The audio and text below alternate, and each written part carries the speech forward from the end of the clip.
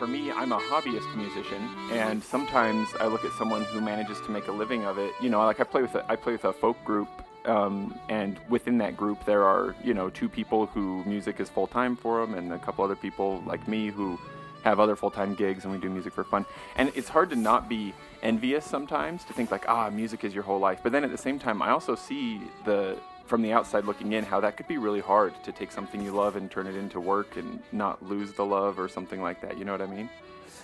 Yeah, I think work has a quality to it. Well, it's a big topic. Before I make any pronouncements, let me just say, I'm not sure I know from one day to the next if my thoughts are consistent or whether they change or. Sure. I don't know that I could talk about today. I could talk about, I could talk about one of my recent experiences, but you're certainly, I think this came about, we were discussing what it's like to be out in the mountains and how wonderful that is. Yeah. And then I was thinking, well, but you work on a cell tower, so you have to work. And with music, it's like I think the reason why I thought of it is because it is a spiritual practice, for sure, much as being in the mountains can be. Yeah. When you bring work into spiritual practice, I guess if we were really going to talk about this, what's it like being a minister or a priest or something? Interesting point, yeah. My wife she just retired from her position as the church accompanist at our local church here where I live in. That came up a lot, because she used to go to church as a attendee and then became the accompanist, and that's a very different job. But it's a very big topic, isn't it? And I don't know even what you want to talk about. So let me just kick things off by asking Jeremiah. Let's just tell you what. Can you tell me if God exists first of all, and also like what's the point of existence? Well, get the small stuff out of the way first. Yeah, let's get that out of the way. Then we'll talk accordions.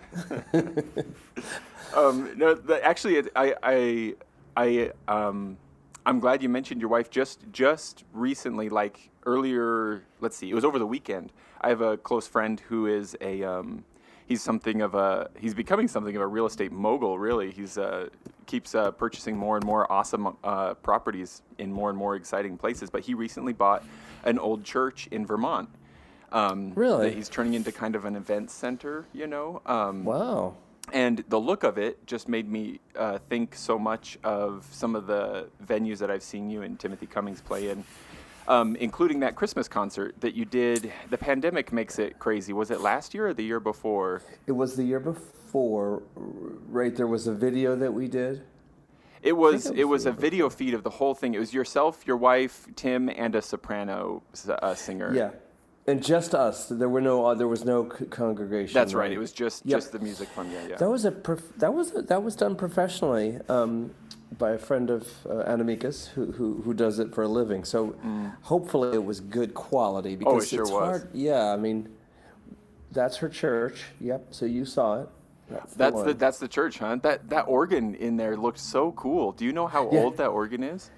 That organ is not old. It's a very small organ, as you might have noticed. Yeah. I'm gonna have to say that I don't know enough about it to speak. Does the smallness of the what are those? What do they call them? Manuals? The manuals? Is that what they call manuals? The Yeah. Does the smallness of the manuals relate to the smallness of pipes hidden in the walls, or does it? No, I don't think so. It has to do.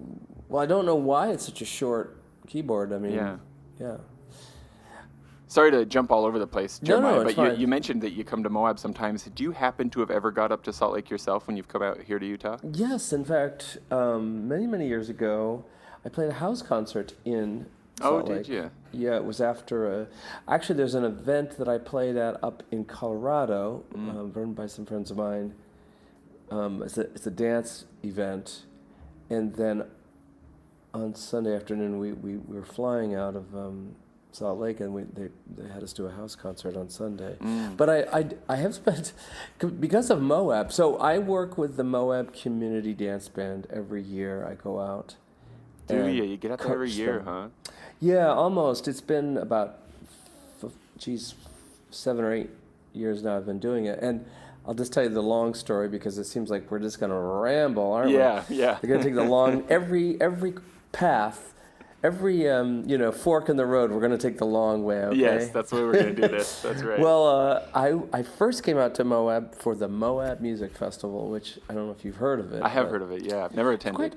It's quite the to-do, and I was, it was 20 years ago maybe, and a fellow by the name of Paul Woodiel and Chris Lair had invited me to play with them. They are the you could say the folkloric or traditional Celtic music component of an otherwise strictly classical festival. But it was very eye-opening. We played outside in all these incredible venues, and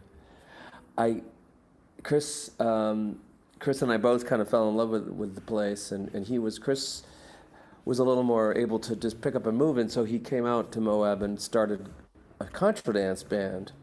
Oh, like he moved himself there on a... Well, he did stay. He spent a lot of time out there. I shouldn't say he lived there. So it wasn't necessarily his home necessarily, but he was there a lot. Not really, but he spent a lot of time there, and he got it going. He got the energy to really get it off the ground. And then Miriam Graham is the woman I work with who was there then, and she's sort of taken it on as her own mission. So she raises funds to fly to bring me out and pay me, and that's great. Obviously, it's not terribly expensive for them. You know, they're a larger, they're say 15 people or maybe 12 people altogether, I guess. They don't all show up at once, but I get to work with them. They're lovely people, and I get to enjoy being in Moab. So yeah. I've got to assume you've maybe taken a peek at Arches National Park. Yeah, I mean that the first time I came, Miriam was a ranger at Arches. Oh, really? Gotcha. So she showed me all the back, Yeah, you got the exclusive tour. Yeah. But and this is so sad. It has really changed. Yeah. Really changed.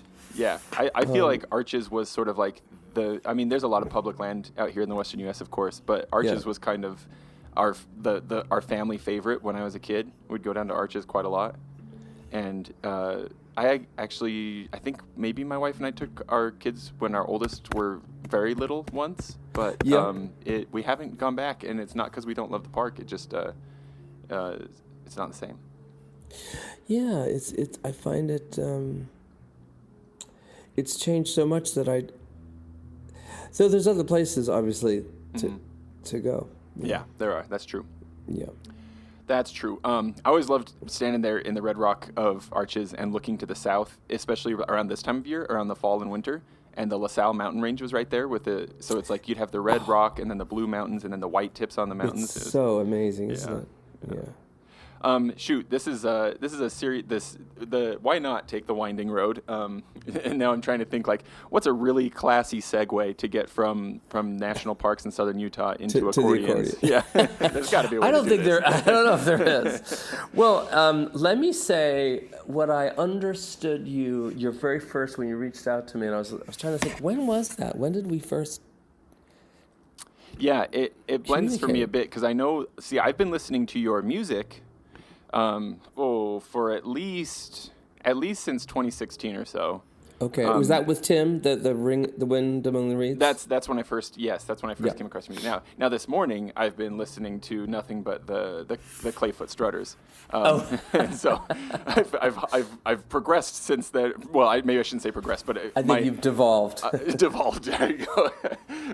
My sampling of the music of Jeremiah, we might say, has spread out a bit since then. But still, The Wind Among the Reeds is one of my favorite of all bagpipey albums for sure. And funny thing about the Strutters, James, that there was a bagpiper in the Clayfoot Strutters. His name was Chris Lair, the same fellow I was. Oh, no way! Oh, there you go. There's our full circle. Yeah, perfect.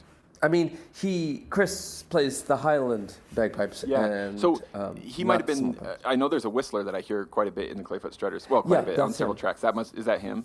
Yep. I Yeah, guess. and That's what he's makes quite a sense. virtuoso. Actually, I mean, I have to say he played the bassoon in the Indiana orchestra. I'm trying to think, where did he play? In Indianapolis Orchestra. He was an amazing highland and small pipe player, and then he picked up the uilleann pipes, and he was just killer on that. I mean, he's a genius. That's However, awesome. However, talking about geniuses, let's talk about Timothy Cummings because I have grown. Tim and I are friends very much first and foremost. I should just point that out that he and I. Gosh, we met. Pete Sutherland introduced us. That's the fiddler. That's in the Strutters. I'm just trying to think. We did some projects together. We had a program called the Armageddon Quartet. Oh, that's a good. Okay, hang on a sec. Did it include a banjo as well? Yes. Okay. So Pete played the banjo. Tim on the bagpipes and the accordion, and then we had we wanted to have a bombard. But we couldn't. Yeah. So instead we got a viola. We thought, well... Is that close enough? And Tim and I did a couple of things as a duo, and it just immediately clicked. Yeah. It really, his ear, his musicality, and I think above all his personality really made it such a good fit for both of us. So I'm just trying to think... I'm giving you a little bit of the background. He introduced me to my wife. Oh, really? Yeah, so the story was that my wife is from the Netherlands. She married a fellow that was from Burlington and moved over here quite a while ago, and then they got separated, and she was living in Burlington, going to the same church that Tim was.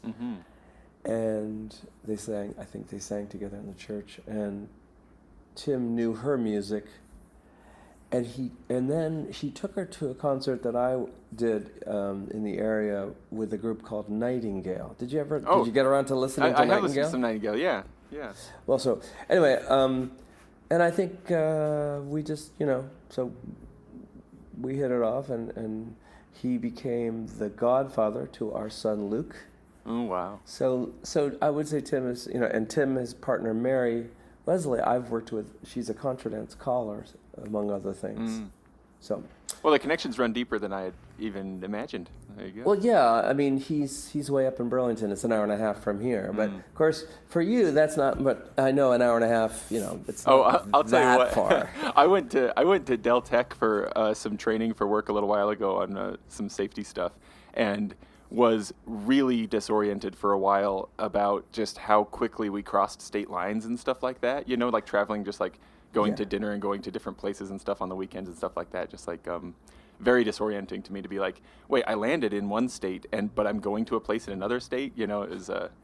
I'm going to dinner in a different state. Yeah. I was like, well, very, very confusing for me where I'm used to traveling between like Utah, Nevada, and California. Oh my gosh. Are you from California originally, James? No, I grew up here in Utah. Yeah. You did? Oh, okay. Yeah, my mom's from Washington. My dad's from South Dakota. They met at a university in Utah and stayed there. So Utah's an amazing place. I have to say, I fear it in some level. You know about the guy from Utah that tried to buy a ton of acreage up here where I live. Yes, and build a city. The city of Joseph, he called it, right? Oh my gosh! Did you know that's literally where I live? No, really. I've always wanted to, like, I want to go there just to be like, what was he thinking? What's and is that still going on, or did he? No. Okay. The old Vermont resistance. There was a lot of community activism. I mean, people saw it as a threat, and to be honest with you, I think that's the only way you can see it. It also, I can't help thinking to myself that it's like a return of a threat of a century and a half previous as well, to other places. This sort of like this idea of like, I'm just gonna take over, this is all I've got. What you have there. I mean, he obviously he did couch it in terms of renewable energies and affordable housing, and God knows we need affordable housing. But anyway, that's so ironic that town that he chose is, the town we live in, the Yeah. town next to us. It was just, it's a remote area, but not that remote. Yeah. There's a lot of activism here. Yeah. People, So anyway, that fell by the way. He's probably doing it somewhere else. Oh yeah, I believe he did. I haven't followed his project closely, but I do remember. It's certainly a curiosity. It's the kind of thing you hear about and you go, "Wow, wait a minute." How often do you have this somewhat independently wealthy individual trying to do something on that scale? It's kind of an almost it has I don't know, kind of an Elon Musk flavor to it, I guess. Yeah, I think, and I think it would have been just out of keeping with what Vermont is, I guess. I mean,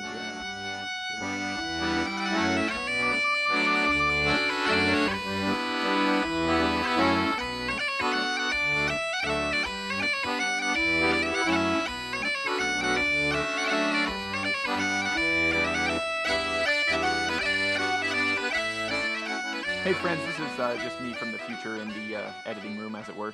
I figured that since we were getting so darn rambly here at the front end of the show, I'd just go ahead and interrupt the flow of the conversation here rather than later. I do apologize if this is just painfully boring for anybody listening. Feel free to, hit that skip ahead 30 seconds button if you want to. It gets a little more focused on the bagpipe and accordion music as the show goes on. But it's probably obvious I was just having a great time talking to Jeremiah. He's a cool cat and lots of fun to talk to, and he makes some really great music. This album, again, is The Wind Among the Reeds. Jeremiah and Timothy Cummings have done a few projects together that blend accordion and bagpipes, and they're all excellent. I'll have links to their sort of portfolio of work down below, as well as some of Jeremiah's other work, which is also excellent.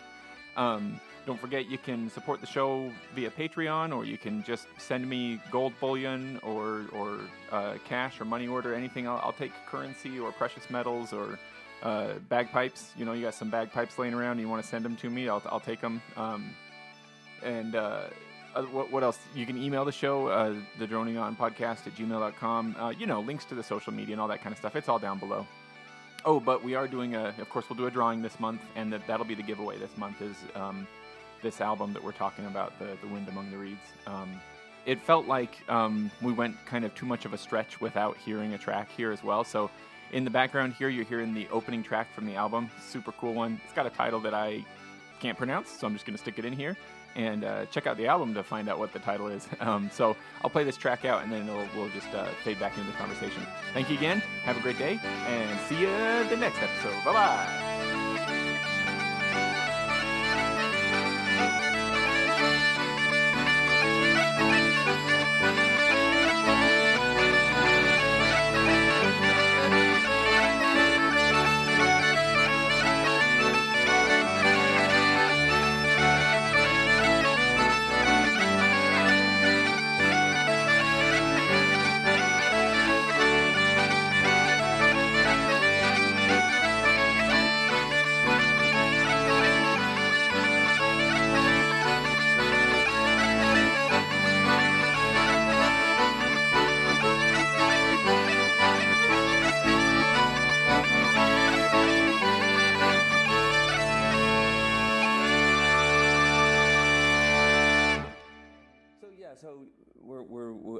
We are rambling in the extreme, but I'm gonna try to do my part to bring us back to the discussion. Why don't you take at the hand. lead, huh? Forget me. I'm obviously failing at my host duties. Will you You're fine. carry me through this? In a way, actually, a good interview just goes. Yeah. And I think that's the thing. We'll just trust that this is going somewhere good, right? But I had never really. I did think about this morning. Yeah. James, when I got up, I started thinking about the bagpipes in particular because I knew we were going to be talking. Yeah. And, that's your audience, right? So It we is, should yes. address the issue of the uniqueness, the downright extraordinarily unusual set of circumstances that bring the pipes to people's consciousness. Many people who do not play the bagpipes, and I think we can count none of your listeners, but all of the rest of the world. Right, yeah. People just don't understand the instrument at all. At all. It's wrapped in a you mystique. look at somebody play, you don't even know where the sound is coming from or how they're producing it. it's a gorgeous sound that I think first and foremost, the sound. I mean, especially the small pipes. I'm a big fan of the small pipes. The sound is so enticing. It is. A wooden reed has a sound like a human voice, and it's really exceptionally beautiful. And I think that is never lost on me. Like, I always, when I listen to the pipes, I just feel like, you listen to a piper warming up their instrument, and it sounds like the most beautiful thing you've ever heard. It's like it doesn't really require, and again, the things that it lacks to paint the picture. Of course, everybody, again, your listeners know this, but the thing that people don't understand, that I didn't understand, is what is not present in the bagpipes. What is not possible, and that's a lot. There are many musical elements, dynamics and range, just tonal variation. It's very limited that way. And the funny thing is that when Tim and I started working together and started really thinking about what we were doing, and then we decided to record, and then we were going to write about what we were doing, I sort of realized it's this weird combination. I mean, accordion and bagpipes have been a pairing since the 1800s, practically. Okay, tell me anything you've got about this. Well, I'm curious about this, Well, every culture has a version of the bagpipes. Let's start there. I don't believe there's a culture that doesn't have bagpipes. It's so ubiquitous. But I think this is something that many of us pipers run into, is that if we get any kind of question about our instrument, it's, are you playing Scottish or Irish? And it's like, okay, well, there's a little more than that. There are other options, Right, exactly. I mean, I think if we limit this to a discussion of the Western world, that does help things. Yeah. And so in the West, I think accordions were common in the late 1800s, turn of the century for sure. Like 1900 was an explosion of accordion. And do you include, when you say accordion in this case, is this kind of a familial term, like concertinas? Yes, I'm talking about the family, the bellows family, because the instrument evolved a lot rather quickly. But by the late 1800s, I do know that they were all button accordions at the time. So they weren't piano accordions, but essentially they did exactly the same thing. And why that instrument caught on so fast, I don't know, because it's relatively new. I think it was the solution to so many other problems that instruments had of tuning. Like the accordion just was like, it's the gold standard. You don't tune it. Right. Now that's not to say that it didn't go out of tune, because they do. But these things were manufactured, and I think Industrial Revolution, that was Germany, Italy. They were starting to pump these things out, and the Italians pump them out. And it really is. It's mostly the Italians. I think they brought it with them when they emigrated to Paris, to other cities. When I think of like a modern accordion, modern, also like what they would have been bringing from Italy and Germany, etc., are they all going to have metal reeds, or were wooden reeds ever a thing? No, there were no wooden reeds. Okay.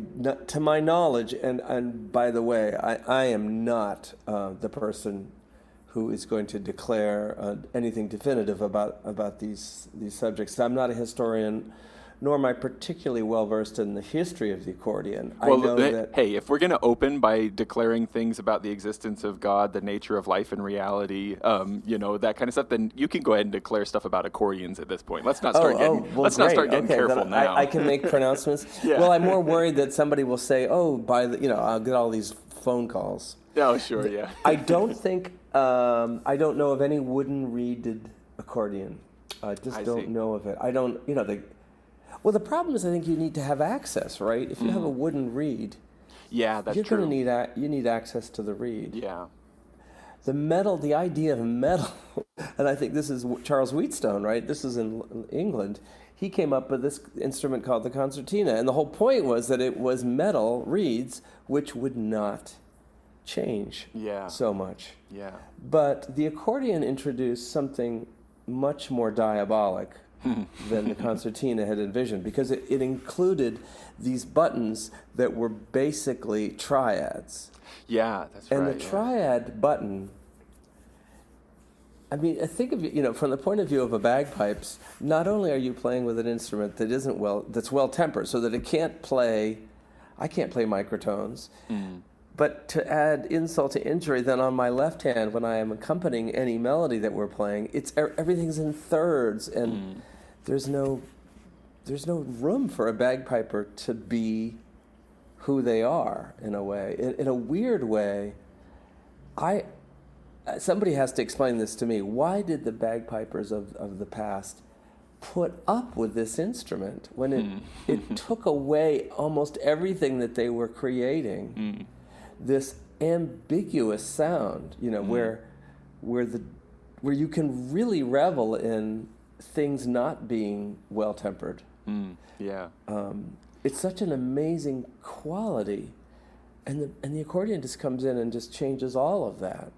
Do you feel like is the contrast something like the accordion has some all lines are very clearly defined? It's kind of like it's this or it's that, but there's not a slide in between. Whereas bagpipes are it's kind of ethereal. We're kind of approximately here, and I'm going to slide over here, kind of thing. Yeah. It's very. I mean, just the notion of the keyboard. The keyboard, you go from one note ends, and another note begins. There's no in between. Yeah. You can try. Lord knows, piano players. I grew up as a piano player first and foremost, and one of the things I learned to do as a very young person is imitate blues singers on the piano. Now, I could walk over to the piano and plunk it out for you, but I don't know that you would hear me. Give it a try. Let's see if it comes through. I'll try it. But, the whole idea of blues was that you had notes in between the cracks. Yeah. So, can you hear that okay? Yes, that comes through clear. So that idea, instead of doing individual notes, you'd have... Sure, yeah.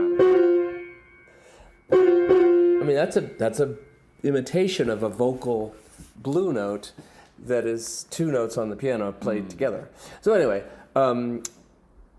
I did want to get back to the accordion. The thing about the accordion that I think that it offered, and again, if I can think of one example, which is really telling, and you may know this story. I don't know if you know about French valse musette, the kind of music that was heard in Paris at the beginning of the 1900s. No, I really don't. I suspect I've probably heard samples of it, but I wouldn't recognize it for its name. No. I think it illustrates a little bit about this relationship that and again, because it comes. Tim and I playing together, you asking me to do this interview, I did think about this one story which I want to tell you, which really gets at the heart of the bagpipe and the accordion. The people from Auvergne in France, which is the central part of France, emigrated to Paris in the late 1800s, like everybody else, And they brought their customs with them, their food and their instruments, and that included an instrument called the cabret, which is a French bagpipe. And they played their music, and they had these little parties in Paris, and they were known for selling coal, because there was a lot of coal in Auvergne, and so they would truck it up to Paris, and they sold it for fuel. And they had these little coal stores, and they also sold, newspapers and tobacco. And these tiny little establishments would close at the end of the workday, and then in the evening they would have dances. And the dance of that area was played on the bagpipe, on the cabret. All through the late 1800s, this was a thing. At the same time, these Italian families were emigrating to Paris, and they brought the accordion, the button accordion. Yeah. And at the time, that instrument is similar to the one that I play in that it was a fully chromatic instrument, but instead of a keyboard, they had buttons on the right-hand side. But it basically, and I don't know if you're familiar with the layout of the accordion, but it can accompany on the left hand with all kinds of bass notes and triads, major, minor, dominant, diminished. Has a full chromatic palette. And the accordion players started, meeting up and jamming with some of the bagpipers and other musicians. There was lots of yeah. Well, there were banjo players too, actually. And I wish I could read. I just want to see if I can find this great quote because it says a lot about the relationship between the two. Yeah. Well, while you look, I just wanted to let you know. Yep. Like, definitely, please do be speaking to me as if I know nothing about the accordion, because that's part of my interest here is that I have often been really surprised by how many bagpipers at professional levels and hobby levels, their second instrument or third or like one of their secondary instruments that they dabble with is the accordion. There's like something. Really? It's not. I have no. What's the opposite of like just stories you tell? I have no empirical data on this. Yes. Just little hints here and there that like, oh, you know, Stuart Little plays the accordion as well. Like, oh, and my friend here who plays bagpipes just picked up an accordion. Like, there seems to be some strong interest. And so there's a strong chance that a lot of people listening who are pipers either have dabbled in accordion or want to dabble in accordion. Because if they know about the accordion, then what I'm about to say, yes, it might be redundant, but I will start from the beginning is... the very, very beginning would go back to China. There was an instrument in China that is believed to be really the precursor of all accordions. It was called the sheng, and it looks and sounds a bit like an organ. It has tubes that you blow into, but there are reeds, and I actually think this is a very old instrument. Those were wooden reeds. Oh, okay. So there's our. So there's maybe the source of the sheng used wooden reeds, I believe. But they were in tubes, and they used you blew over. I'm pretty sure. Oh wait, is this that instrument that was used in the Mandalorian soundtrack? Like sticks of bamboo with little reeds over holes. I shouldn't. I'm being way too vague about this. I'm sorry. I shouldn't even brought that up. I'm not sure, but at any rate, the accordion really didn't get in. Charles, I think the first time of metal reed usage was the concertina in England by this guy Charles Wheatstone, and that quickly. And I do have a timeline, which I could even read to you. But, since we're chatting, I don't want to get too... I want to be vague enough to just say that the Italians were the ones that are so closely associated with the production of the instrument. The Italians and the Germans. And the story that I'm going to tell you takes place in Paris around 1906. Now, so imagine here you are in Paris. You're from the Auvergne. You play the bagpipe, and you go to these balls and you play, and there are banjo players there because guitar was not a thing early 1900s. I don't know if you knew that, but the guitar was not an instrument that Europeans played, but they did have the tenor banjo. Now the interesting thing was they were heavily influenced by music in the United States at the same time. As they were doing this stuff, we were having vaudeville. Oh, okay, sure. And so it's interesting that in early 1900s, there was so much a transatlantic communication and influence that musicians in Paris knew about jazz. They knew about the beginnings of music in the United States. They listened to tango from Argentina. They knew about... these were sophisticated people. This is Paris. So they knew a lot of stuff. That is very interesting because I so often think of the transatlantic transfer of culture being purely Western in direction rather than a back and forth, Oh, no, oh my gosh, Europe was so influenced by early jazz. And, 1906, I don't know what was happening in the United States in terms of actual jazz. It was certainly, ragtime was big. I mean, there were the rumblings of a new type of expression. And all through the early 1900s, this connection between France and the United States was very strong. I just want to say, but back to this story. So there was a guy called Bouscatel, and he was a famous bagpiper, super famous. and he had a bar in Paris. And this guy called Charles, I think it was, Paguri, I thought it was. At any rate, he wanted to. He asked to sit in, and there was a bagpipe and I guess a hurdy-gurdy, which is another French instrument, medieval French instrument, and they played together with this guy Paguri. And what was amazing was the accordion was both loud, in tune, and could accompany itself, and with not just with drones, like the bagpipe has drones, okay? Right. Fair enough. Fair enough. You can accompany yourself on a bagpipe, but the accordion was like doing like jazz progressions and doing syncopations and doing things that. And the guy, this guy says, and this is the quote I want to read to you: "The days of my bagpipes." This is Bouscatel talking, the bagpiper. Yeah. "The days of my bagpipes are numbered, and your hurdy-gurdy too. This fellow with his accordion carries with him our ruin. It is a revolution on the way. It's a complete orchestra, this instrument of the devil."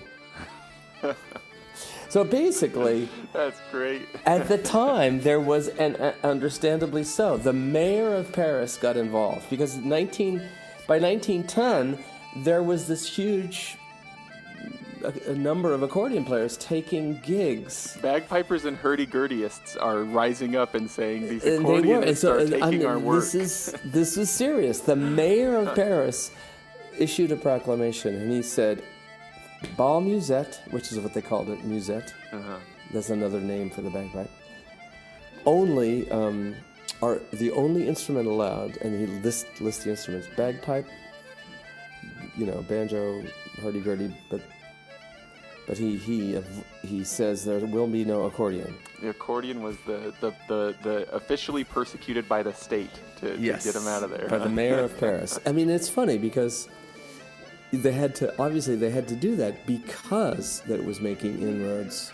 Yeah. And they didn't want that. And it was foreign and et cetera, et cetera. Sure, well, of course. Okay, so the end of this is a happy ending to the story, that Bouscatel had a daughter, Paguri had a son, wouldn't you know, they fall in love. Get married. It's like the kingdoms forming an alliance. It's very much like that. It's kind of classic, story. Actually. Yeah, I'm kind of disappointed that I hadn't heard that story before. That's delightful. It is a great story, yeah. And I think the son. So she was the daughter of Bouscatel, who's probably the very, very famous. I don't think she actually played the bagpipes. That was going to be my next question, is if they each played the instrument or if it was more just a mixing of the families. I think it was the families. Yeah. And then the son of Paguri was a maker. Again, it had to do with the manufacturing of the instruments. But what it did, it really did cement the relationship between the bagpipes and the accordions, so that through the teens, the 20s, the 30s, right up until the war. French valse musette, was what we call it today, is known for the sound of the accordion. The accordion when you hear it, immediately it brings you to an era and a place. You hear accordion, you most often hear it in some kind of silly ad for something. It's very evocative. It's jazzy sounding, it's chromatic sounding. You see the Paris rooftops, you see a cafe, and you see somebody playing the accordion. Now, what's interesting is that this is all, they literally whitewashed the bagpipe right out of the picture. Because nobody in their right mind would hear the sound of this music today and think, oh, well, once upon a time it was only the bagpipe. Right. No, not at all. It makes me think of, there's an accordionist that I don't know if you know of him. I don't know. See, I'm a member of the bagpipe family, and I don't know much about the accordion family over there on the other side, right? But there's this guy named Dan Newton. I do know Dan. I know him quite well. So he does, he just has a couple albums that are just straight up called Cafe Accordion, and some learning books based off those as well that I have here on my shelf. So that's kind of why I've followed him, and I feel like the music that you're describing immediately, it's some of his tunes that come to mind, like very evocative of like this commercial scene of a Parisian cafe. Yeah, and it's a marketing thing. I mean, I'll have to say it's very it's. I mean, I get it. I get that we like to have things simplified for us. And part of human nature, for sure. Yeah, it's complicated. Categorized and simplified, yeah. Within that history that we've been talking about, there's so many mini dramas and stories. There's a lot more detail in it. The bagpipe didn't just disappear, obviously, because it's still being played. I play with friends. There are tons of bagpipers in France today. Yeah. Who play the cabaret. And the accordionists, we have register switches and they have names, and one of the register switch names is musette. But that's really? A word for a word for bagpipe. Yeah. Interesting. And now, so I'm going to just read you this timeline because I talked about this earlier, and I didn't want to say yes, I'll give you a timeline. But if we want to go historically, yeah. And we do. The Sheng, which is spelled Sheng, the Sheng is dated about 3000 BC in China. Good heavens. Yeah, so it's really an old technology, and again, those reeds would have, well, by necessity, they were metal. They were wood. They were not metal. They probably were cane reeds. Mm-hmm. I don't know too much about it, but then we jump forward to the 12th century in England. There was a reed organ, and I'm really interested to know more about that, whether that had wooden reeds or not, because I don't know. So that's 12th century. And then, again, that was an organ, so played with a keyboard, like organs were. The difference is, instead of the pipes that we associate and the columns of air with organs today, these organs were reed organs. Mm-hmm. But I guess it just didn't take... I mean, obviously, the addition of the bellows was a whole other thing. Now, in 1820, in Europe, somewhere, I'm not even sure, the harmonica was developed. Sure, yeah. So that was an early reed instrument that was mouth-blown. The English concertina, 1829, that was the first introduction of bellows with a reed instrument. Mm. And then shortly, at the same time in Germany, they developed this thing called the diatonic accordion. Are you familiar with the two terms diatonic and chromatic as regards to the accordion? I took a music theory class in high school. Yeah. I'd like to think that the past me could have given you a good definition, but I couldn't tell you. Okay, well, for your listeners, I think this is relevant because it's important. And by the way, the bagpipe, let's be honest, is a diatonic instrument, although it's capable of some chromaticism. Should we say diatonic-ish? We could say that. Now, what does that actually mean? I will explain using, again, my piano because it's so handy. Mm-hmm. A diatonic instrument is considered, and again, I apologize for offending any purists. I'm generalizing here, but an instrument that can play in a key. That is what we call a diatonic scale. Mm. It has the 7 notes of the scale and no others.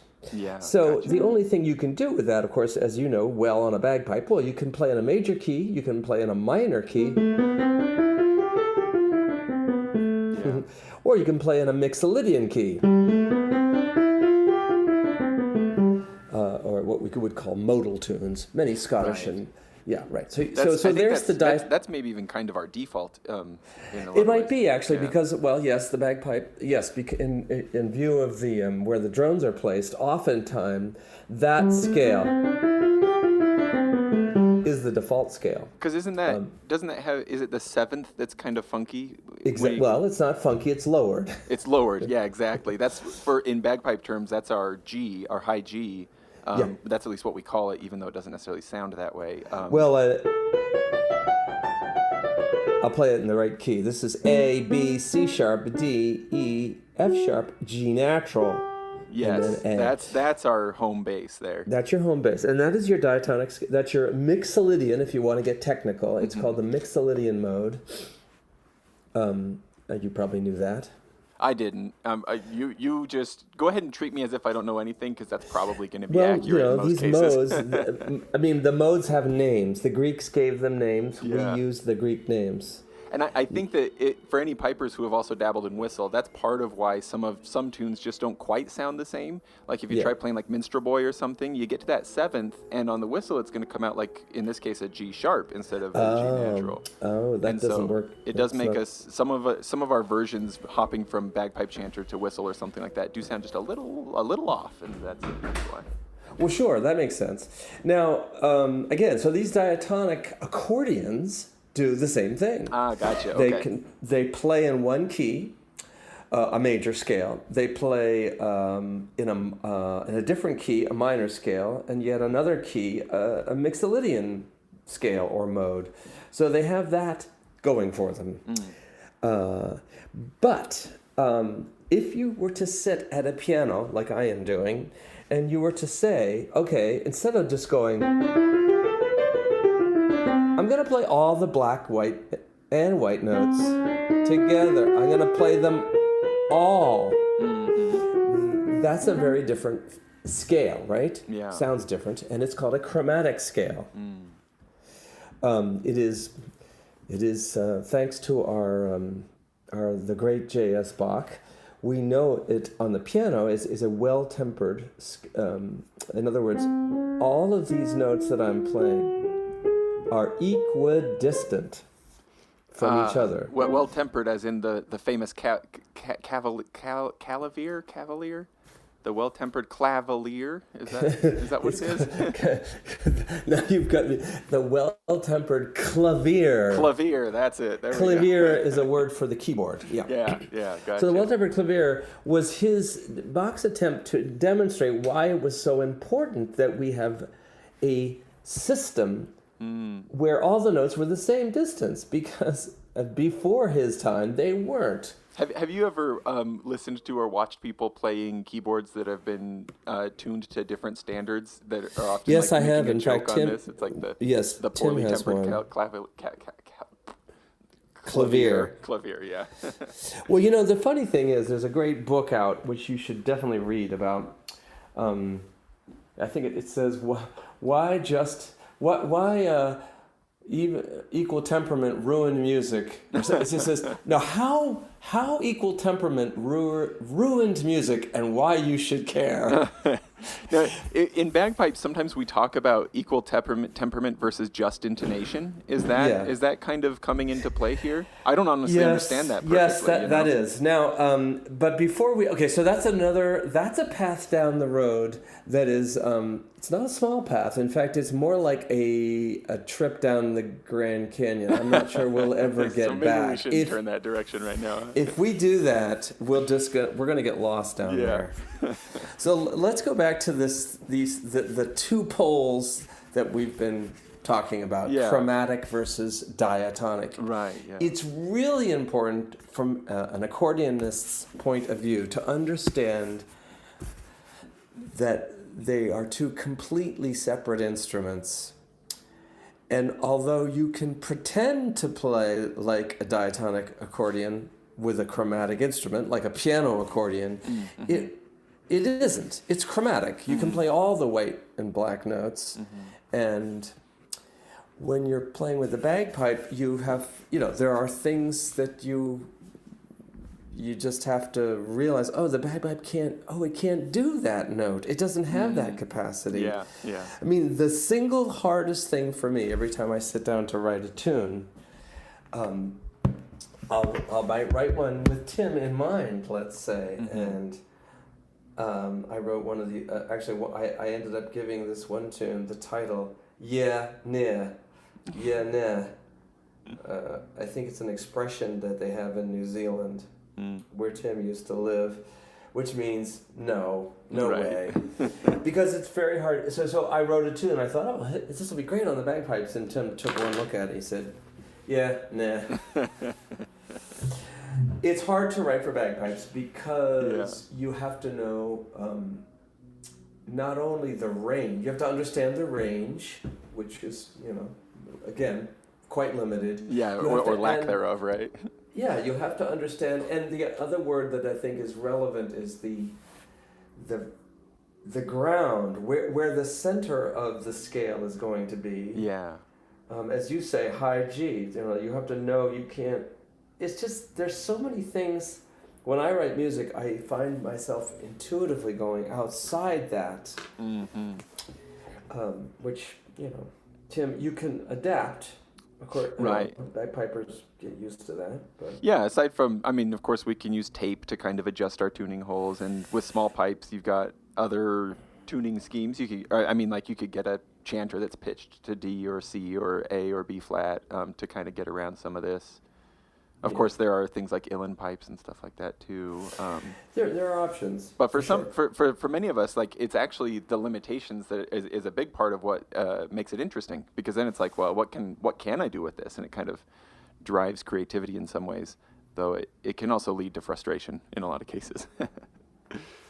Yeah. And actually, Jeremiah, I opened the episode in post. I'll put in. I was thinking to open with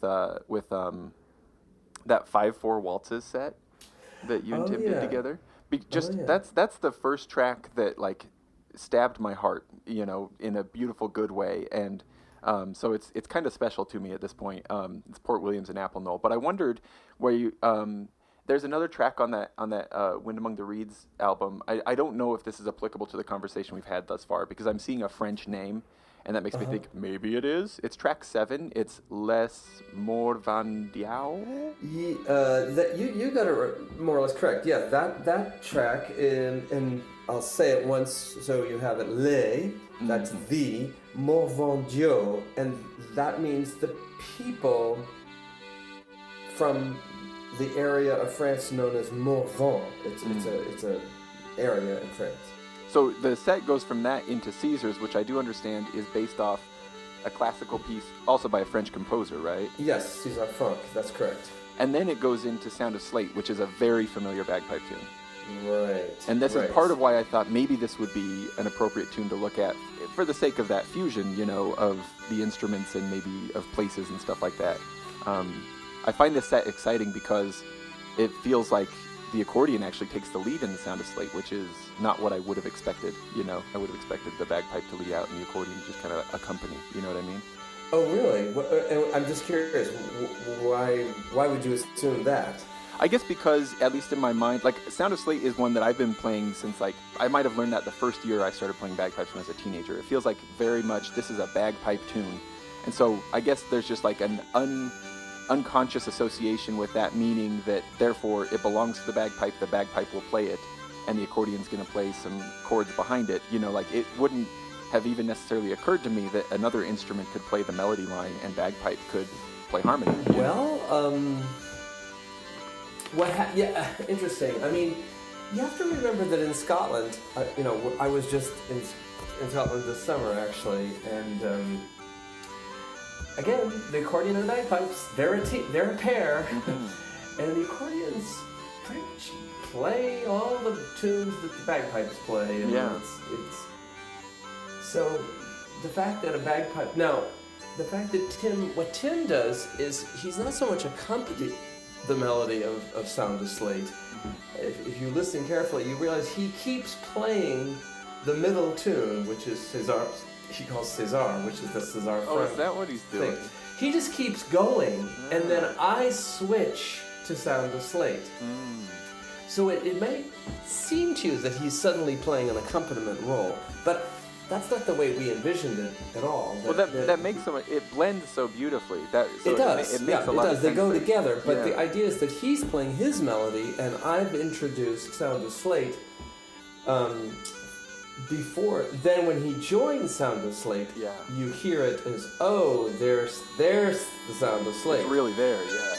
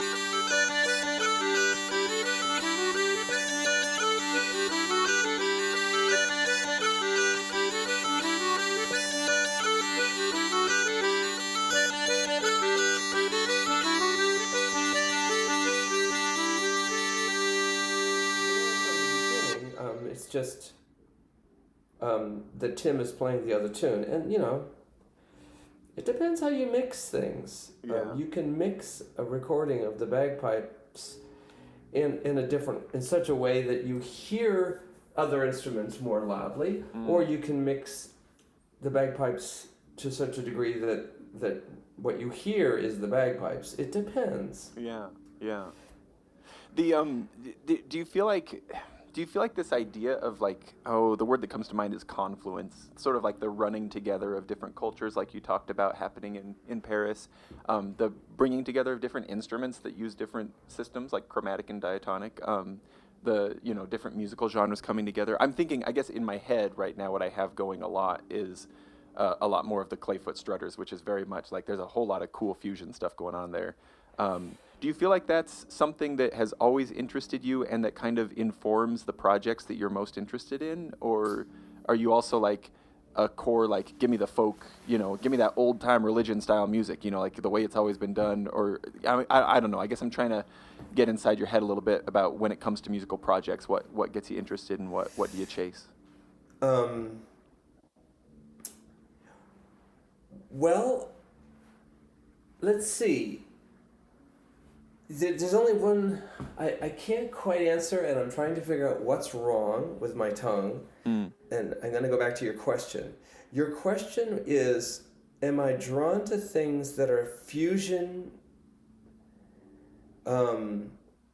more than things that are, and what was the word you said, like how they... I think here's the problem. I know what it is, James. I'm having a problem with this.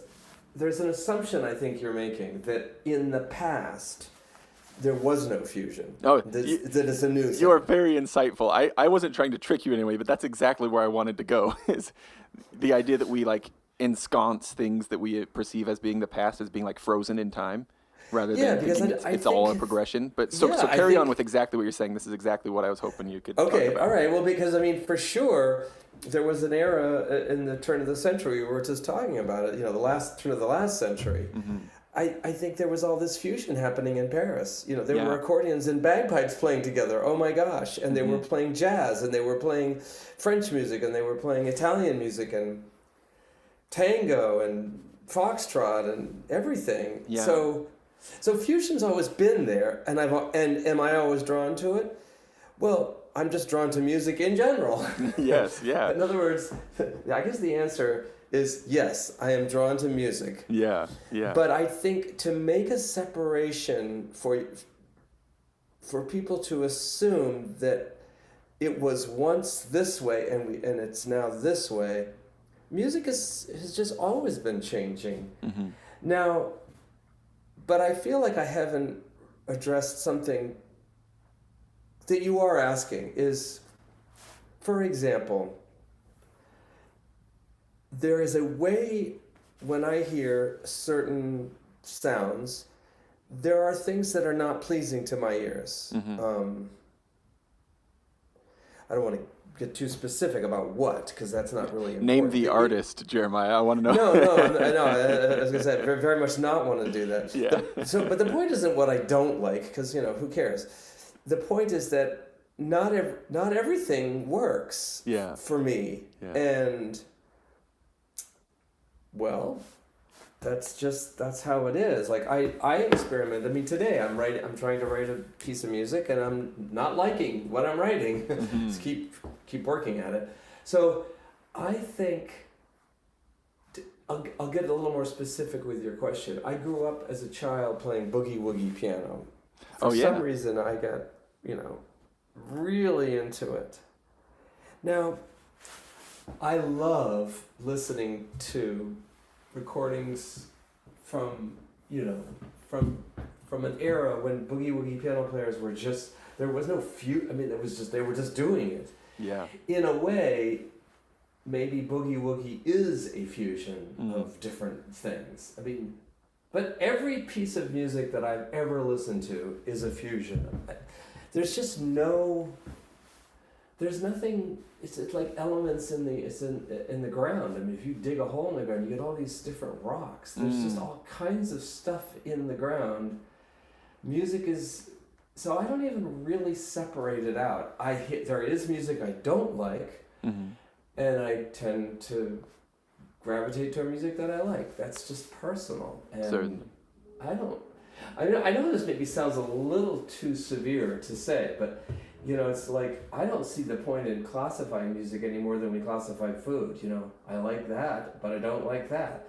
They are the two. It's interesting that you say that, though, because these are the two things, at least to my consciousness, where we often hear that word fusion being used.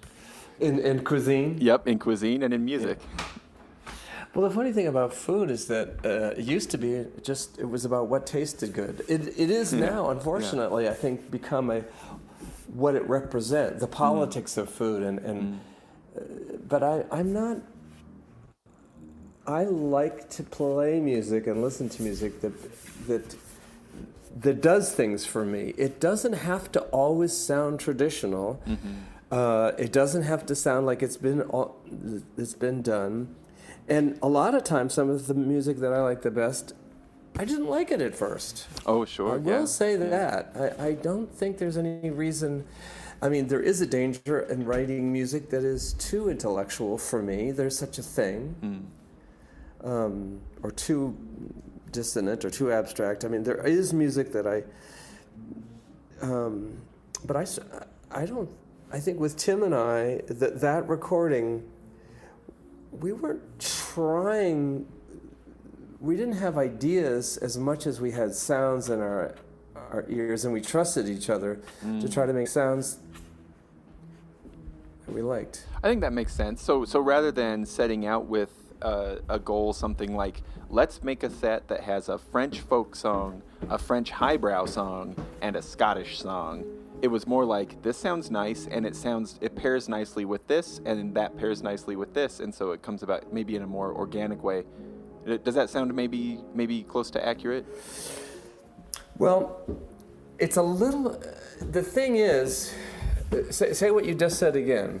Maybe the contrast on the left hand, I could say, I want to put together a set that contains tunes that fit neatly into these three categories. So I'm fusing together, right, to use that word fusion, a French folk song, a French classical song, and a Scottish song, because I think it'd be cool to fuse those together. Versus on the right-hand side, I could say, here's this tune that I like, and here's another tune that I like, and they go together nicely. And then, this other tune sounds really pretty with them as well, so let's play that because it sounds nice. Yes, it's the latter. The latter, not and the latter is more. It's more about the. I mean, sometimes it's just serendipity. Sure. Yeah. A lot of it is very much like we're playing. We have you're always throwing things at the wall. You find out what sticks, but there's endless experimentation. So yeah. And then the number of so it would be very unlike us to say, well, let's put a hip hop number next to this Scottish ballad and see what we can do. But the 5/4 set that you mentioned, I just want to say to go back into time. Yeah. Tim was thinking about writing a piece of music based on the Scottish pibroch, and I believe he borrowed an I think it's called The Old Woman, but his Port William is based on something that he knew.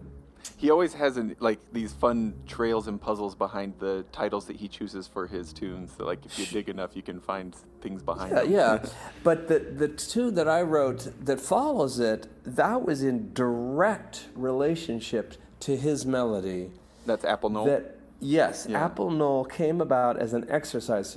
We had his piece and we both really liked it. It was in 5, which is a gorgeous tempo. A gorgeous piece signature. Time signature. I can't talk now. Yeah. And I said, okay, well, let me write something. And it was specifically written in response to his tune. I see. So whereas it might have been, it could have easily have been that I had it in my my notebook. I could have had it simply sitting around and said, oh well, how about this tune? Let's try this. but instead that came about, and so that's very different when that happens. I wonder if there's something, not to get too far, not to push you too far out there, but maybe there is some sort of like almost even, musically spiritual element here that, like, I don't know, that I love this whole album, the Wind Among the Reeds. I love all the tracks, but that one in particular, not only did it strike me in a strong way the first time I heard it, I've listened to it surely hundreds of times over the last 5 or 6 years, and it's never like not special to me, like it's. Like I shared it with some of my siblings, and just like, honestly, I don't want to make you feel uncomfortable with too much praise here either or anything, but like it is a special thing for me. And like sometimes I feel very stressed with work or feel like I'm failing as a father or something like that. This is kind of like a prepackaged therapy session for me. I feel like my breathing slows down, my pulse, like everything kind of calms down and slows down. This has become sort of like an exercise for me almost to listen to this tune. And so it's I wonder I like maybe getting out there sometimes, just thinking like, is it just the notes, or is there something behind how this came together that somehow translates on a level that I can't speak to?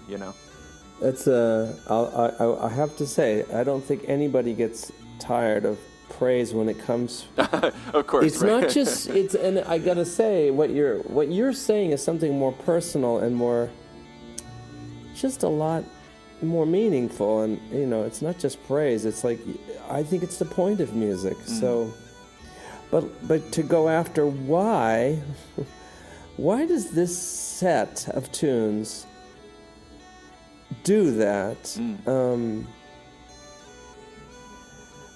I am really curious. I have some ideas, I have some feelings, like, but I don't have an answer. But I think that they're both some of our better pieces. Yeah. It sounds stupid, but I think Port William is just really. I think we'd have to analyze it musically, and I don't know that we can do that. Or I'm not sure that I'm prepared to totally take it apart musically, note by note. But I think that's part of it. Is that it's a really, and I think the nice thing is the transition from the one into the other. Obviously, the whistle. It changes. It changes in energy. But my piece, because it was written very specifically as a response, they're connected in some way. Yeah. Now,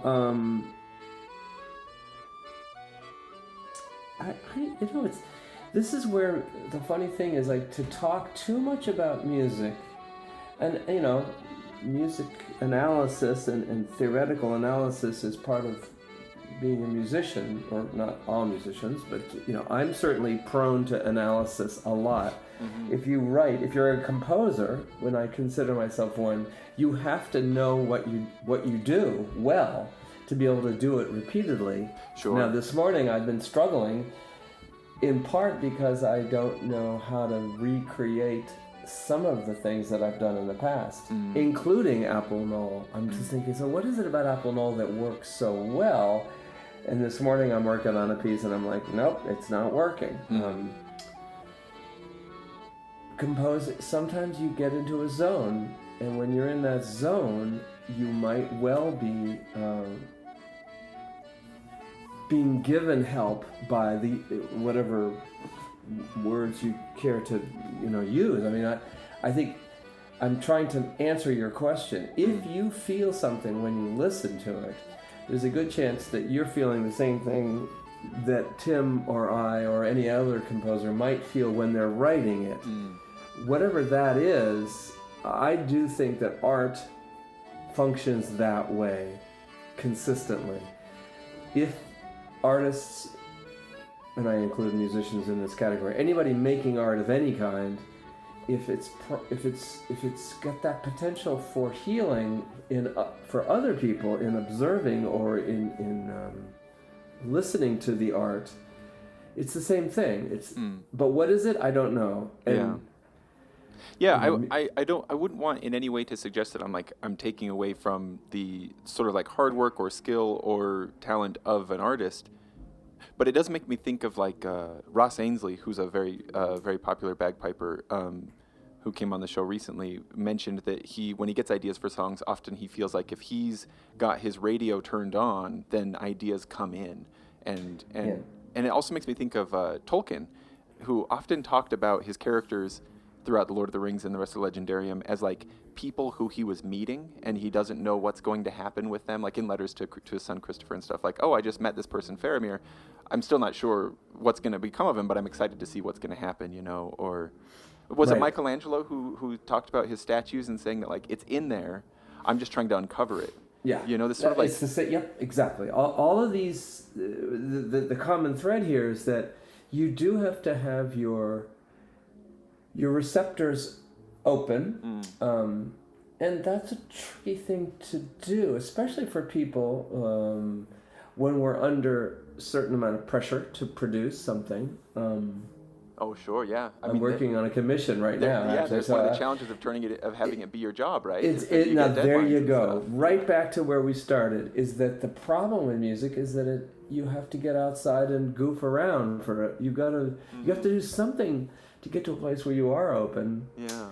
And if you're not, it's harder to create something meaningful. Because what we're doing it's not about our, and this is my, maybe we'll and we might be wrapping up here at some point, and I'm going to steer us towards the thing that I have an allergic reaction to, is music that is in service to a person's ego, where it's like, look what I can do. And I find, obviously there's some ego involved in everything because that's who we are. We're humans. But if your receptors are off as a composer or as an artist, but you create something, what are you going to have left? You're just going to have a monument to yourself. Yeah. And then other people are going to listen to it or observe it. And if it's marketed well enough, they'll buy it and they'll love it. But I think without the spiritual component, and I guess that's what we have to say, there's something that's not us in spirituality that makes art so powerful. If you take that away, what the hell's left? Yeah. And to me, it's like...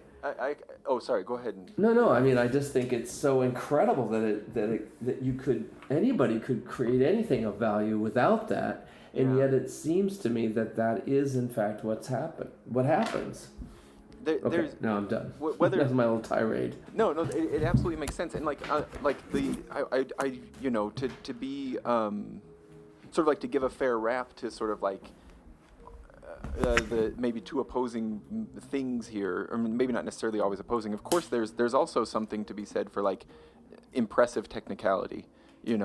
Fast fingers or something like that. And sometimes the two things are the same. There's some sort of special thing happening on this like ethereal plane, if you will, or whatever it is, right?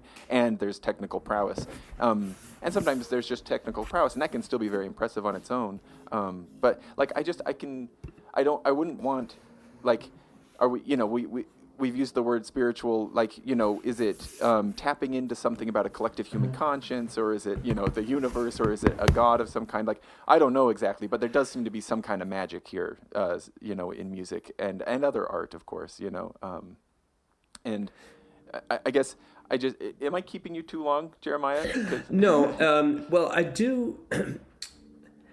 11:30 is sort of I have to stop at 11:30. Okay. So you're not keeping me too long, but I just, in case you had some other thing you wanted to get to, or, I don't know how you, whatever. I just wanted to alert you, 11:30 is when I'm going to stop. No, that's good to know. That's okay. That's what I need to know, because they're like, I do have like some things that I had thought I could ask you. Some of them are very trivial, like if the accordion community has any strong feelings about the Weird Al movie and what Weird Al has done for the accordion over the years.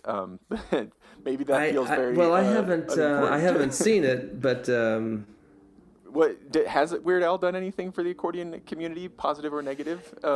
I think it's been positive. Yeah. I mean, he plays the accordion. Yeah, I didn't necessarily mean to. How could it not be positive? Right. Yeah.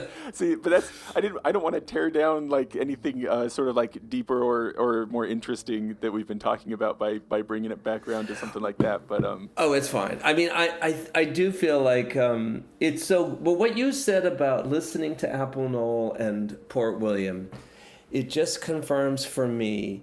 And I'm very glad you said what you did, because it does feel like musicians do what they do, composers do what they do for a reason. It may be about ego it's certainly about making a living, yes. Sure, and the ego is part of that, so I have no problems with that.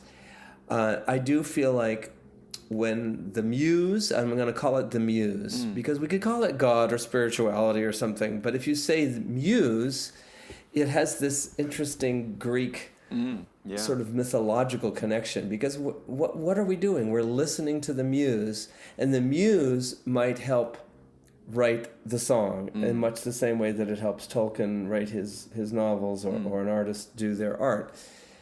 And the truth is, how you access that is different for every person and maybe changes from day to day. And this morning I was having a hard time with it. I wasn't successful, but part of the artist's work is to simply show up and be there ready. As they say, it is 99% perspiration. Now, I don't know if that's whoever said that. That sounds like a quote, yeah. It's definitely a lot of labor simply showing up and saying, I'm ready. Is there something there? And I think when I listen to music that I don't like, the problem is it feels like, well, if you spend the time, I think you might create something great. But if people aren't spending the time that's required, it's really...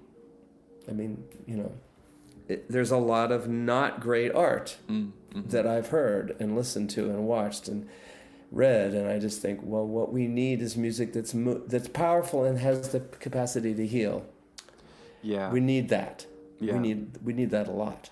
So this is, I guess, part of the thing where like I feel like I want to be cautious about it, because a big part of what bagpiping is for me and for a lot of my friends has to do with this competition element, right? Which is like, I've tried to figure this out before. Like, I think that maybe what it taps into in our brains is at least partially and maybe even mostly more like where sports and war exist and not as much where art exists. And so it becomes this weird thing where it's like we're turning art into a question of doing it exactly right and fighting against others who can't do it quite as right or who do it slightly more right than us. And it's like, these both seem to serve something in me, right? It seems like I need them both, but it feels, I guess I don't want to demean competition bagpiping, but what I do feel like is important is I feel like for me personally in the past, I have only sat down to play my instrument with very competitive goals in mind. Like, here is the set of music that I am learning, and I'm going to get every doubling and every grace note down precisely this way, and I'm going to do a lot of reps on this music that's in black and white in front of me. And so there's a lot of work, and that can be very rewarding. I'm not saying that that's not a good thing, right? But maybe it has its place, and there has been a profound lack of what I might call play, where I actually get out my instrument and, like you say, I show up and kind of like listen to the muse, maybe, like just kind of see what happens, and play on the instrument. And I feel like that unlocks something in a different part of my brain or in my heart, whereas the other was in my brain or something. Is that making sense? I'm kind of trying to speak to my community here, right? And be like, it's good. Keep putting in the work for your pipe major and play those tunes, right? But follow the muse too sometimes. Like, I don't know. I'm petering out of words here, but I guess this is... I mean, you're saying that in the bagpipe community, and then the culture of bagpiping, there's the potential to get lost in the weeds of the technicality. Is that what you're saying? There is that potential. Maybe specifically in the competitive highland bagpiping and the community. I think I can relate to that. I think I've seen that in accordion playing as well. But I think you're right in bagpiping. It's unfortunate. I've noticed that a lot. Yeah, well, I feel it's hard not to notice that, honestly, James. I think bagpiping is, it's set up in such a competitive way at times. It has there's a military history that I think has a part to play in it, and I guess part of the is this an advocacy thing? I'm not even sure exactly what, but I can see in my own experience how something in more recent years has like blossomed and been a beautiful thing to experience. Not saying that like I'm doing it well or something like that, right? But there's been such a hyper focus on, and I'm not even saying that like one is bad and the other is good, rather that maybe they're just two different things, right? And it's been a hyper focus on, again, it feels like sports more to me and less like art in a way, but I also don't want to be demeaning to the form. It's like these clearly, I don't know, we were talking about how like fusion is always there, right? And it's not like anything ever is really completely frozen in time. But I think, especially in competitive piping, we do have this idea that there's an absolute right way to do it. And this has been established, and you do not stray from that, you know? Mm-hmm. And it's in some ways that's a vehicle to preserve things, and so it can be good in that way. You know, it can be kind of like a time machine, I guess, in a positive way. But I think that it shuts down people. You know, like I have so many friends who don't really want to play, not even just in public, but even just like in their own kitchen, because they feel like they don't have enough technical prowess, and so they just don't play the instrument. You know what I mean? Well, that is that I can clearly weigh in on. Please do, yeah. Save me from my rambling, please. Well, I think, but what you said is that in the end, I think what is a great expression. You know, perfectionism is the enemy of the good. Now, I think I'm misquoting it, but like if somebody is afraid to play because it's not good enough. But it's such a self-fulfilling prophecy. If you don't play, it will never get good. But if it's not good enough for you to play, then it just seems like we have to stop and say, wait, it's not supposed to be perfect. It's not supposed to be ideal. That's not what music is for. In fact, this idea of sports and competitiveness, sports has a winner and a loser. The point of a sporting event is that you win. Mm-hmm. And so, therefore, you want to compete. And I understand that. It's human nature. But music is not that. Mm-hmm.